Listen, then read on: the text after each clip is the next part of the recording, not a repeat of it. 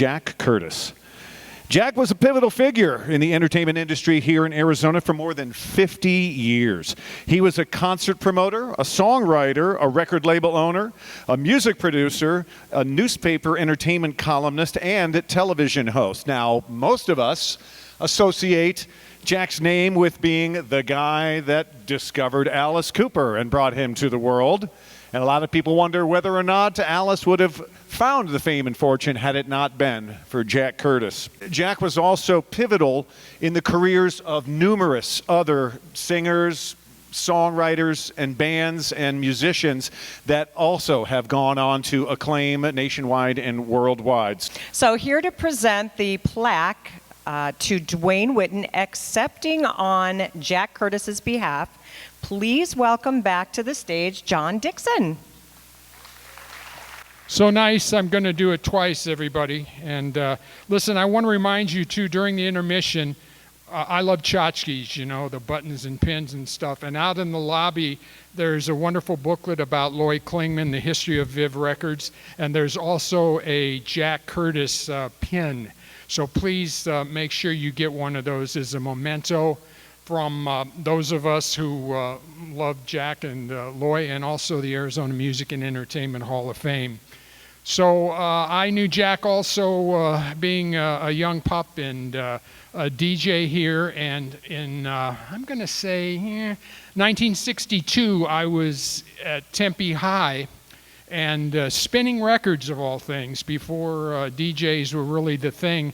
And in those days, you know, the Criz and Crux DJs would come out for $75 after the basketball game to play records.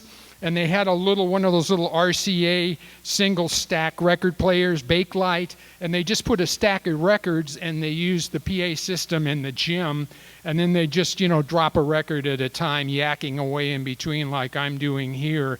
And my friend Ron Harkins and I thought, boy, it'd be a great idea. Why don't we do that and get some of that big money? So we built, my buddy Ron built turntables. I was the vinyl junkie, and so we started doing record shows and had a little company called Have Records Will Spin. And Jack Curtis just wrote this wonderful, Tempe youth make money spinning records with our pictures, and we're posed with our microphones. And the biggest thing it did was influence my mom, who was very upset because I was spending all of my money from paper route on records, of course, and telling her that, no, these are really cheap. I got them for $0.10 a piece, Mom. Don't worry, not spending records. So Jack, for me personally, really gave me a shout out, and Ron a shout out and a start. And over the years, we got to be very good friends. And then Dwayne Witten, as mentioned, purchased Jack's music to share with the world in wonderful movies and placements. So without further ado, I want to bring Dwayne out. Dwayne, this is Dwayne Witten, everybody. Dwayne, who's going to accept the award on behalf of Jack. He's the legacy man. He owns Mascot Records now to ensure the legacy.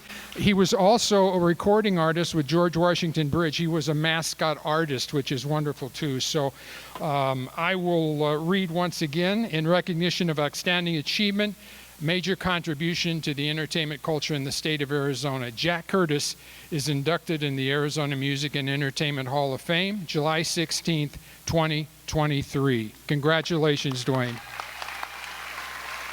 I think we got to pause for the picture. All right, pal. That one or this one? I'll do this one. Okay, you got it. All right, thank you.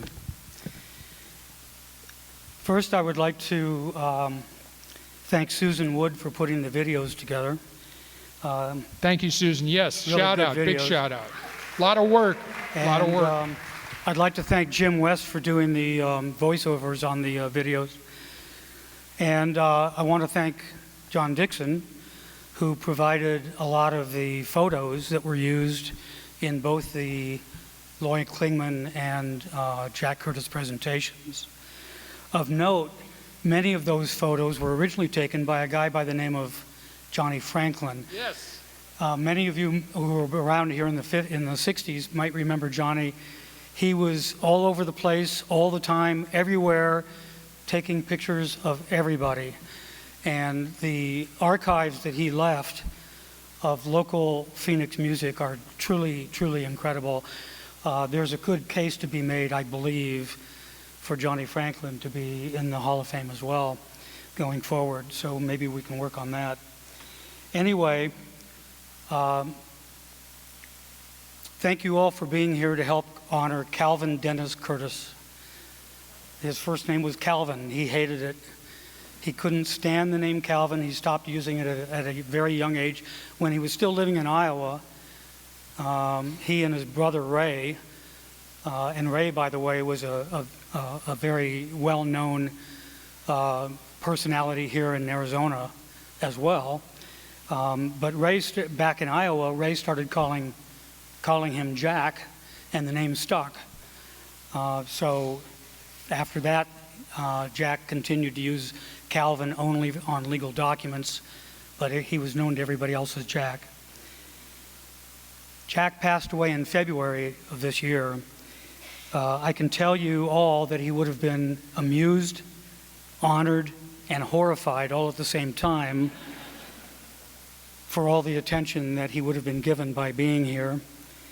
I am doubly honored to be able to be the one accepting this on Jack's behalf. First of all, because Jack and I were good friends for over 50 years. And second of all, being able to receive this award from John Dixon is an honor as well. Many of you may not know that John was one of the founders of this organization. Jack didn't have any children, but when he passed away, he left behind several nieces and nephews. And I'm happy to say that 2 nephews and 1 of the nieces are here tonight to help honor Jack. So Kevin and Arnold, Arlen and Carissa, thank you very much for showing up. Appreciate it.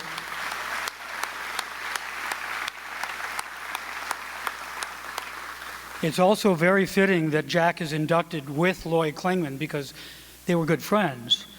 As a matter of fact, I don't know if you noticed, but in the video presentation, one of the pictures of Lloyd Klingman was him standing in front of a sign that said the Jack Curtis Show. And that was at the Fox Theater when Jack had his own show hosting Saturday night live performances at the Fox Theater downtown. Since Jack and Loy were also record label owners, they took several trips together to LA to help to promote their music productions. And over the years, they remained good friends. Jack Curtis was without a doubt one of the most important people in Arizona in the entertainment field, not only in the 50s and 60s, but going all the way through the 90s. Much of his career was documented recently by 2 really, really nice articles in the Republic written by Ed Masley. Ed, I don't know if you're here, but wherever you are, thank you very much for those articles. They were great. One of the articles, if you haven't had a chance to see them, they're worth looking for. One of the articles really does a good job of chronicling Jack's career, and the other one takes a pretty good deep dive into Jack's relationship with the Spiders / Alice Cooper. So I won't repeat everything from Ed's articles or everything that you saw in the video, but there are some things that I want to emphasize about Jack Curtis. First of all, Jack Curtis was the very first person to write an entertainment column in Arizona featuring and focusing on local music, local artists, local concerts, and so forth. If you were around in the 60s, which I imagine some of you were, you probably remember reading articles by Ken Walker, Troy Irvine, John Sargent, and others. And of course, Ed Masley is the current entertainment writer for the Arizona Republic. Jack's the one that started it all. So when Ed Masley was writing articles about Jack Curtis, he was in fact perpetuating, continuing the legacy and the tradition that Jack Curtis himself had started. Jack was not the first person to book a national act into the state fairgrounds. I think Roy Odom brought in Elvis Presley, for example, in 1956. but Jack was the first guy to start producing concerts at the state fairgrounds on a regular basis that featured local and national entertainment. Mamas and Papas, Gary Puckett and the Union Gap, the Turtles, the list goes on and on and on, the Byrds, Sonny and Cher, the Beach Boys. Jack was the first person to open up a teen club. There were a lot of teen dances, like Coodia City had teen dances at 40th Street and Camelback. Jack produced some of those dances, and of course high schools had their own dances and so forth. Jack was the first person to open up a specific location where teens could go to hear entertainment on the weekends. And that first club was called Stage 7. Of course, later on it turned into the VIP Club. Jack was the first to host not only one, but 2 local TV shows that were catering towards preteens and teens on Channel 3. In addition to the newspaper column, the live show at the Fox Theater, the record labels, the TV shows, the teen club, Jack was also a songwriter. He wrote 11 songs, at least 11 that I'm aware of, and all of them were recorded by various artists, one of which was featured in the Academy Award-winning Best Film of the Year in 2019 called Green Book. A big thank you goes out to David and Jeff from Fervor Records for that, so I want to thank David and Jeff. Fervor Records is a great company that helps perpetuate all of the vintage and local music, and hundreds and hundreds, maybe thousands of local music, local records have been featured over the last 10 or 15 years in numerous TV shows, movies, commercials, internet commercials. They do a great job, and they're helping to perpetuate the legacy of people like Jack Curtis and Loy Klingman. About Mascot Records, before Jack started Mascot Records in 1961, he actually had begun producing other record sessions in 1958. He produced songs by several different artists for MCI Records and Porter Records, and even while he had Mascot Records, some of the music that he produced was on other labels such as the Top 5 label and the Top 10 label. A few of the songs that he produced almost broke out nationally, almost. For example, one of them was by Peanut Butter. Peanut Butter, featuring Phil Mata as the lead vocalist and drummer, released a total of 9 singles on Mascot Records when they were known first as the Playthings, and then when they changed their name to Peanut Butter. One of the songs that Jack produced, which is called What Am I Doing Here With You, was licensed for a national release by a label called Tower Records. Now, that's not the Tower Records that we know of as the record stores. There was a Tower Records that was a subsidiary of Capitol Records. And Peanut Butter, the Peanut Butter song was released on Tower Records and released nationally, but it just didn't quite make the hump. Other records that Jack produced almost broke out nationally as well. For example, the great R&B singer Roosevelt Nettles, who recorded many sides for Mascot, many of those songs were released on Capitol Records, Bamboo, Felstead, and Chess Records particularly, and almost, again, broke out nationally. It had a lot of different pockets of regional play, but it didn't quite make it over the hump nationally. Jack impacted the careers and the lives of many of the artists who have already been inducted into the Arizona Music and Entertainment Hall of Fame.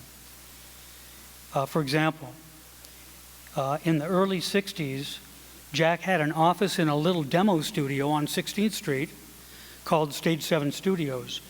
And a young Mike Condello, before he started appearing on Wallace and Ladmo, Mike used to hang around Jack's studio and wait for people to come in and want to record a demo, and Mike would back them up. Unfortunately, none of those tapes still exist, but that's one of the ways that Mike Condello got a start from Jack Curtis. Another way that Jack helped Mike's career is when Jack opened up Stage 7, the Mike Condello combo was called the Stage 7 combo, and they were one of the house bands at Stage 7. Another example, Goose Creek Symphony has been inducted into the Hall of Fame. The founder and leader of Goose Creek Symphony is Charlie Gerhardt. Before Charlie started using his own name, he was known in the late 50s and the early 60s as Richie Hart. And he and his band, Richie Hart and the Heartbeats, were another one of the house bands at Stage 7. The late Bob Henke, who was another a founding member of Goose Creek Symphony, always credits Jack Curtis with helping Bob start his career, because Jack had Bob play on many of the Mascot recording sessions. So Bob always gave Jack credit for that. Bob later went on to have a very successful career, not only with Goose Creek, but later on with Dr. Hook Medicine Show, and then later on with Jeff Dayton as a member of the Glenn Campbell Band. That's just a few examples of how Jack helped many of the local musicians and bands that were in Arizona. Jack was also good friends with a lot of the people who are currently inducted into the Hall of Fame. For example, Al McCoy, Bill Thompson, who you might know better as Wallace from Wallace and Ladmo, Jack Miller and Al McCoy, just to name a few. Oh, and by the way, of course, the elephant in the room, Jack Curtis is known around the world as the person who discovered Alice Cooper. Jack Curtis was a humble guy. He was able to laugh at mistakes that he made, and he made quite a few. For example, he once turned down the opportunity to promote a Bruce Springsteen show that would have cost him $300. But that was Jack. He didn't know who Bruce Springsteen was, so he didn't want to take the chance. Speaking of laughing at himself, here's a story that a lot of people don't know about Jack. In 1977, after Elvis died, Jack wanted to do an Elvis tribute show, and he wanted it to be spectacular. So he took out a second mortgage on his house, and he started putting together a multimedia show about Elvis Presley. Now, keep in mind, this is 1977, 78, when technology wasn't as we know it now. But this multimedia show featured Elvis recordings, actual Elvis recordings, photographs, stills, slides, and videos. And Jack estimates that he spent about $20,000 or $30,000 to put together the show. And he called it Elvis. He then booked Symphony Hall downtown for one night only to present the show. And he began advertising it. And he wanted to see how the show would do. He figured that if it were successful, he'd take it out on the road and do more showings and things like that. There's only one problem with that whole thing. Jack didn't bother to get anybody's approval from Elvis's estate. So Jack put together this whole show, and during the night of the show, representatives of a company called Concerts West, which was Elvis's company that represented him posthumously, they showed up at Symphony Hall. They let him proceed with the show because they wanted to see what the show looked like. But after the show was over, they confiscated all of the proceeds from the show, and they confiscated the show itself, the whole presentation. So Jack lost his entire investment, and he lost the show. To this day, no one knows if the show still exists or not. I was always hoping that he would find it somewhere in a closet someday, but he never did. In spite of his missteps, Jack was very, very proud of several things in his career. First of all, he was proud that he provided a place that teens could go and to hear local music and have fun. He was proud that he created and advertised and promoted the very successful Summer Sundays series at Phoenix Civic Plaza that ran for 15 years. He was very proud of the fact that he wrote a song that was featured in an Academy Award-winning movie. He loved that. He was very proud of the fact that he helped advance the careers of so many artists and singers and bands in Arizona. And yes, he was proud of the part that he played in the history of Alice Cooper. And there's one more thing that he mentioned to me quite often, and that is that all of us who grew up in the 60s, well, we grew up and we became parents and grandparents. And as we grew up, we went to Summer Sunday. And we went to the RV shows at the state fairgrounds, and the car shows, and the garden shows, and the boat shows, and the RV shows, the car shows. Many of those produced by Jack.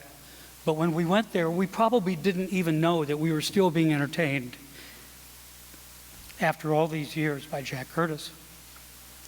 In my view, Jack should have been inducted many years ago. However, I would like to thank the current leadership of the Arizona Music and Entertainment Hall of Fame for recognizing and correcting the oversight, and I am honored to accept this on Jack's behalf.